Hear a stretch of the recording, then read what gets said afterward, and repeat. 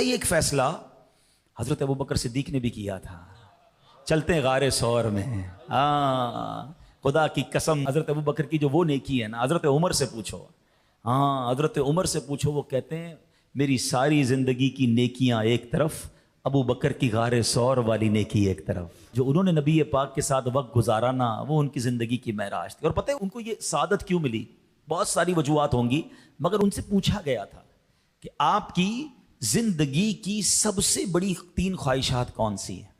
اگر میں آپ سے پوچھوں آپ کی زندگی کی سب سے بڑی خواہشات کون سی ہیں, تو کوئی کہے گا یار ایک اچھی سی گاڑی مل جائے, فلاں ملک کا ویزا مل جائے, کسی کو کچھ چاہیے, کسی کو کچھ چاہیے. پوچھو صدیق اکبر سے آپ کو کیا چاہیے, سنو ان کی 3 خواہشیں کیا ہیں. اللہ صدیق اکبر کے صدقے نبی پاک سے سچا عشق عطا فرما دے. آپ کی خواہشیں تو دیکھو یار. وہ کہتے ہیں میری خواہش یہ ہے النظر الیک وانفاق مالی علیک والجلوس بین یدیک. میں ترجمہ بعد میں بتاؤں گا یار, پہلے اس الفاظ کی خوبصورتی تو دیکھو یار. عاشق اس کو کہتے ہیں النظر الیک. پہلی تمنا یہ اپنے نبی پاک کو دیکھتا رہوں. دوسری تمنا یہ وانفاق مالی علیک, میں حضور پر اپنا مال خرچ کرتا رہوں. تیسری تمنا یہ ہے والجلوس بین یدیک, بس حضور کے قدموں میں حاضر رہوں اور کہیں نہ جاؤں. یعنی سب کچھ نبی پاک تھے ان کے لیے. اور تینوں خواہشیں اللہ نے کیسی پوری کی؟ کہتے ہیں حضرت ابوبکر صدیق ساری زندگی تو دیکھتے رہے, مگر جو 3 دن اور 3 راتیں غار ثور میں دیدار کیا نا, وہ دنیا میں کسی اور نے نہیں کیا.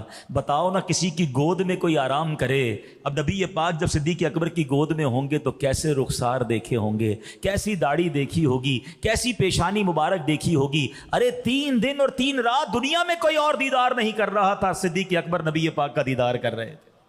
دوسری خواہش کیا تھی؟ وانفاق مالی علیک, اللہ کے نبی پر مال خرچ کرتا رہوں. آپ کو پتہ ہے نبی پاک صدیق اکبر سے کتنی محبت فرماتے تھے؟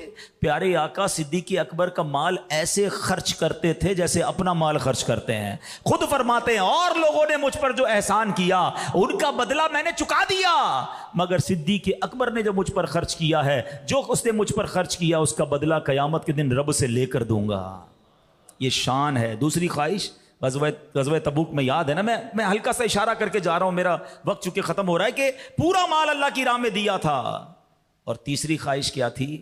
والجلوس بین یدیک, آقا کی بارگاہ میں رہوں. ساری زندگی تو رہے, آج سنہری جالیوں کے پیچھے بھی ہیں, آج بھی اپنے آقا کے ساتھ ہیں. صدیق اکبر غار ثور میں ہیں, نبی پاک آرام کر رہے ہیں, سانپ نے کاٹ لیا. سوچو محبت کہتے کس کو ہیں؟ جان چلی جائے گی, پتا تھا ان کو سانپ نے کاٹ لیا, درد ہو رہا ہے, زہر پھیل رہا ہے. عقل تو کہتی ہے نبی پاک سے عرض کر دیتے حضور تھوڑا سا بیدار ہو جائیں, مجھے سانپ نے کاٹ لیا. نہیں, صدیق اکبر کے عشق نے کہا جان جاتی ہے تو جائے, نبی پاک کے آرام میں خلل نہیں ہونا چاہیے. مگر انسان تھے نا, درد ہوا, آنکھوں سے آنسو نکلے, پیارے آقا کے رخسار پر آنسو گرے, نبی پاک کی آنکھیں کھولی. کہا ابو بکر کیوں رو رہے ہو؟ کہا حضور سانپ نے کاٹ لیا ہے. ہائے ہائے, نبی پاک نے کسی ڈاکٹر کے پاس نہیں بھیجا, لعاب دہن نکالا, اپنا تھوک مبارک صدیق اکبر کے انگوٹھے پہ لگایا, سانپ کا درد ہی چلا گیا, زہر ہی چلا گیا. مگر اگین کوسچن کھڑا ہوتا ہے, مولا علی نے پتا تھا ان کو نماز فرض ہے, جانے دی, آرام میں خلل نہیں کیا. صدیق اکبر کو پتا تھا جان بچانا بھی فرض ہے, ہاں جان بچانا یہ فرض ہے. صدیق اکبر نے کہا جان جاتی ہے تو جائے, نبی پاک کے آرام میں خلل نہیں آنا چاہیے. یہ دونوں واقعات ایکچولی کچھ سکھا رہے ہیں. یہ سمجھ لو آج میرے بیان کا موضوع ہے, یہ میرا آج کا میسج ہے. یہ دونوں کیا سکھا رہے ہیں؟ جب مسئلہ سمجھنا ہے نا, عشق کی گتھی سلجھے نا, تو بریلی کے تاجدار حل فرما دیتے ہیں. آؤ چلتے ہیں اعلیٰ حضرت کی بارگاہ میں. آپ بتائیے یہ دونوں واقعات کیا سکھا رہے ہیں؟ یہ کیوں دونوں نے فرض چھوڑ دیا؟ اعلیٰ حضرت نے سبحان اللہ اپنے اشعار کے ذریعے کیا سمجھایا؟ وہ کہتے ہیں مولا علی نے واری تیری نیند پر نماز. کون سی نماز؟ مولا علی نے واری تیری نیند پر نماز, اور وہ بھی عصر, سب سے جو اعلیٰ خطر کی ہے.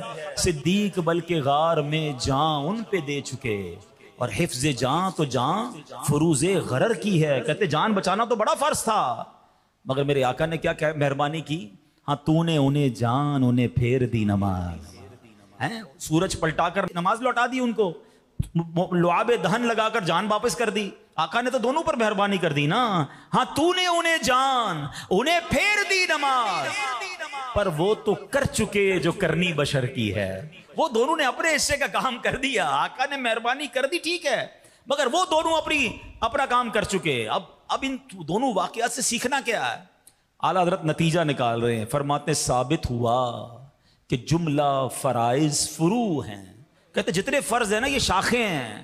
درخت کا تنا مضبوط ہوتا ہے نا, تنا کیا ہے, اصل کیا ہے؟ کہتے ثابت ہوا کہ جملہ فرائض فروع ہیں, اصل الاصول بندگی استاجور کی ہے. ارے آقا راضی ہیں تو رب راضی ہے. یہ صدیق اکبر سکھا رہے ہیں, یہ مولا علی سکھا رہے ہیں. ساری زندگی اللہ اللہ کرتے رہو, اگر دل میں عشق رسول نہیں ہے, نبی پاک سے محبت نہیں ہے, رب نے راضی نہیں ہونا. کیا خوبصورت بات شاعر لکھتے ہیں, خدا کا ذکر کرے ذکر مصطفیٰ نہ کرے, ہمارے منہ میں ہو ایسی زبان خدا نہ کرے. ارے نبی پاک راضی ہوں گے تو رب بھی راضی ہو جائے گا. اور اعلیٰ حضرت نے یہی بات سمجھائی ہے کہ انہیں جانا انہیں مانا, نہ رکھا غیر سے کام, للہ الحمد میں دنیا سے مسلمان گیا. پیارے آقا کی باتیں ایسی ہیں کہ جی بھرتا نہیں ہے, جی چاہتا ہے ان کی باتیں سنتے رہیں, ان کے کمالات سنتے رہیں. محبوب کی باتیں ہیں نا, اور باتیں جی کیسے بھرے گا؟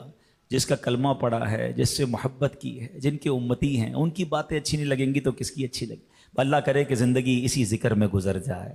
سرکار کے ذکر کرنے والی اللہ ہمیں زبان دے, نبی پاک کی مدح سرائی کرنے والا ہمیں ذہن دے, اور اللہ کرے کہ بس دمے واپسی تک تیرے گیت گاؤں, دمے واپسی تک تیرے گیت گاؤں, محمد ممجد پکارا کروں میں. مفتی اعظم ہند کہتے ہیں, کہتے جب قبر میں جاؤں گا نا, فرشتے سوال کریں گے نا, تو میں نے کیا کرنا ہے, میرا دین و ایمان فرشتے جو پوچھیں, میرا دین و ایمان فرشتے جو پوچھیں, آقا تمہاری ہی جانب اشارہ کروں میں, تمہاری ہی جانب اشارہ کر. انشاءاللہ اللہ ایسی زندگی نصیب فرما.